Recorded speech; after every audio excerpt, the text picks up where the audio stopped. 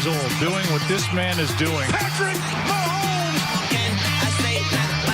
Human pyrotechnics dressed in red, white, and gold. Touchdown! Oh, my God! We're going to Tampa. We're trying to run it back. Come on, baby! We're going home! Welcome to Undisputed. We are live from LA. I'm Jenny Taft here with Skip Bayless and Shannon Sharp. Good morning. Hope you guys had a great weekend. Had a great bit on Russ. In Russ, I trust. I trust Russ. You know, I don't really care about that. All I care about is it's just 6 more days until the no-doubt GOAT takes on that kid that everybody, including the guy across from me, says is already the GOAT, right? It's a changing of the time. Here we go. Yeah. Let's see how he holds up against the 43-year-old GOAT. Oh, okay. Well, we want to talk about Tom Brady. That's a given. I know we'll get to that, but there was some pretty big news over the weekend concerning 2 specific quarterbacks. And according to multiple reports, the Rams and Lions made a blockbuster trade over the weekend. Matthew Stafford will be heading to L.A. in exchange for Jared Goff, 2 first-round draft picks, and a third-round draft pick. And after the news, the Rams jumped from the 9th to the 6th best odds to win next year's Super Bowl, according to Fox Bet Sportsbook. So, Shannon, please give the Rams a letter grade for this trade. Skip, before I give it a letter grade, Stafford is a substantial upgrade over Jared Goff. But it was a steep price to pay. And, Skip, I talked to a man one time that had a lot of money, and he was getting a divorce. And he looked at me dead in my eye. He said, son, there's not a price too steep to pay to get out of a relationship in which you're unhappy. This goes to show you just how unhappy the Rams were with Jared Goff. Skip, they're willing to take the highest dead cap hit in NFL history, $22 million. They were willing to give up 2 first-rounders. Now they go 7 years without a first-round draft pick. They were willing to do that after they just gave a guy $134 million. And we talked about this last week, Skip. It's one thing when the head coach says, you know, offensively, we need to do some things better. Defensively, we need to do some things better. When the head coach says, we need to get better play out of the quarterback after you've given him $134 million a year and a half ago, the writing's on the wall. Les Snead said, you know, they said, well, that's a big, you know, lot of dead money cap hit. Les Snead said the cap can be worked. Okay.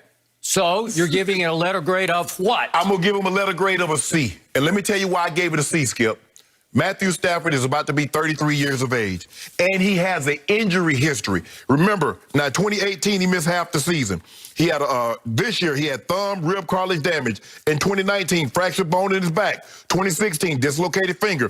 2011, broken finger. 2010, separated shoulder. Dislocated patella tendon in his knee. Also in 2009. Oh, yeah, by the way, Skip, how many playoff games has he won? Now, Jared Goff did take the team to the Super Bowl. Now, you can say what he wants. You can say, well, that was defense-led and Todd Gurley had a historic year running the football. But that did happen on his watch. But here's what this is one of the main reasons, Skip, I ended up getting him a C. In the regular season, people, listen to this. Matthew Stafford is 10-59 in his career versus teams that have made the playoffs. That is the worst of any quarterback in at least 40 starts versus playoff teams all time. They make it seem like they just traded for Patrick Mahomes. You want to think, Skip, I'm not saying Matthew Stafford isn't better than Jared Goff. I believe he is. But given his age, given his injury history, given what he hasn't accomplished, this is not a slam dunk like everybody is portraying it out to be. Does he have substantial arm strength better than Jared Goff? Yes. Do I believe in this offense you're going to see a different Matthew Stafford? Absolutely. But, Skip, given the injury history and what I haven't seen, I've seen him. What year was that? Skip, I want to say, was it 2011, 2012? You remember when against the Packers, he threw for like 521, was about to leave for the day. They sat Aaron Rodgers, and Matt Flynn started. That was when Matt Flynn got. That was the big play they gave. Matthew Stafford was dealing. I think he ended up having like 521. About to go ahead and lead him for the game-winning touchdown, have me at the edge of my seats. And what did he do? Throw a pick to end the game. He's had some great moments, but far too many have ended in, oh, damn, man, you left a lot to be desired. I gave it a C for the simple fact his injury history and what I haven't seen him do in the regular season. How many games did Matt Stafford start last year for the Lions? Started them all, I guess. All 16. Yeah. So would you believe that despite all that litany, that long list of injuries that he has suffered through, that he's only missed those 8 games in 2018, the back half of 2018? Since 2011, those are the only 8 games he's missed because he had a serious injury at that point with his back. Okay, so he had to shut it down for the back half of 2018. So for me, you are ignoring the advice of your good friend about the divorce, right? You're saying no to that. There is no, there is a price. There is a price point where you'd say, no, I'm not going to pay that to get out from under this unhappiness. No, the Rams said the price isn't too steep because clearly they were unhappy. Okay, my turn. I give this deal a grade of A+. Wow. A+. Matt Staffords don't come available in this league very often. Why they come available? Matt Staffords don't grow on Southern California trees, as I've told you before. Matt Stafford is a sleeping giant in Detroit, where obviously the Lions have played more like pussycats, and they've been mismanaged, and he's been through a lot. As many injuries as you listed, I can list head coaches in Detroit while Matt's been there, coordinators in Detroit while Matt was there, and obviously quarterback coaches while he was there. The turnover has been extraordinary. It's been excruciating. It's been painful for me to watch because I'm a fan of Matthew Stafford. I think he has superstar capability, and I believe he's going to have a career rebirth in Hollywood with the Rams at SoFi. Once upon a time, there was a great writer in this country named F. Scott Fitzgerald who wrote The Great Gatsby, and his point was there are no second acts in American life. I think this is going to be one of the great second acts, because if suddenly you replace Jared Goff with a guy that you think is better, I think is way better than Jared Goff, and you do give him Cooper Kupp, Robert Woods, if they re-sign Josh Reynolds, Tyler Higbee, Cam Akers, I'm going to give that offensive line top 5 in the league.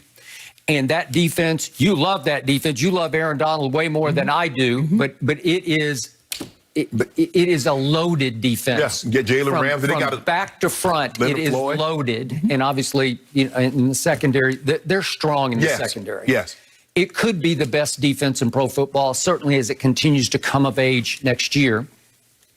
You put that all together, and all of a sudden, you're not just back in business. You're challenging Brady's Bucks next year to be the best team in the NFC. I believe Brady's Bucks will be the favorites, the preseason favorites to win the NFC next year.